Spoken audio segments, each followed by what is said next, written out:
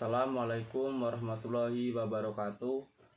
Perkenalkan, nama saya M. Rizky Saputra, NIM 42 2020 003. Di sini saya akan mempresentasikan makalah AIKA yang berjudul tentang gerakan pembaruan dalam Islam.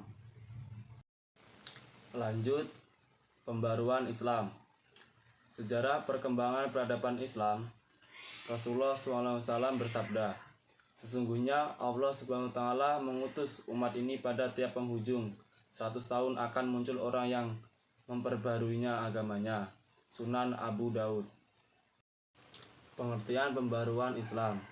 Secara etimologis, pembaruan terjemahan dari modernization dalam bahasa Indonesia adalah proses menjadi baru. Sedangkan kata modernization menurut Harun Nasution dalam masyarakat barat mengandung arti ada dan transition, institut lama dan lain sebagainya, agar semua itu menjadi sesuai dengan pendapat-pendapat dan keadaan yang baru yang ditimbulkan oleh ilmu pengetahuan dan teknologi modern.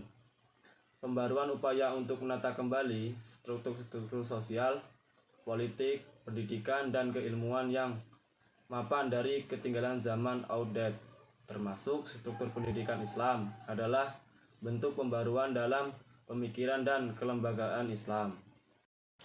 Pembaruan pendidikan Islam di Indonesia.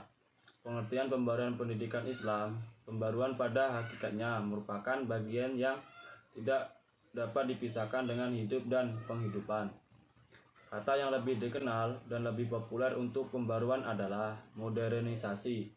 Dalam masyarakat barat, pengertian modernisasi mengandung arti pikiran, aliran, gerakan, dan usaha untuk mengubah paham-paham, adat-adat, institusi-institusi lama, dan sebagainya, agar semua itu dapat disesuaikan dengan pendapat dan keadaannya baru yang ditimbulkan dengan ilmu pengetahuan modern. Istilah pendidikan dalam bahasa Inggris education, yang berbahasa Latin educar, yang berarti memasukkan sesuatu.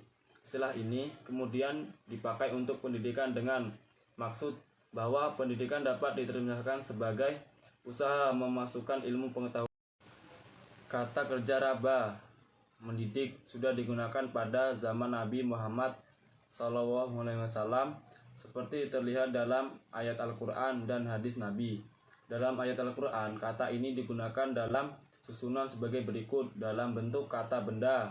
Kata raba digunakan juga untuk Tuhan, mungkin karena Tuhan juga bersifat mendidik, mengasuh, memelihara, dan maha mencipta.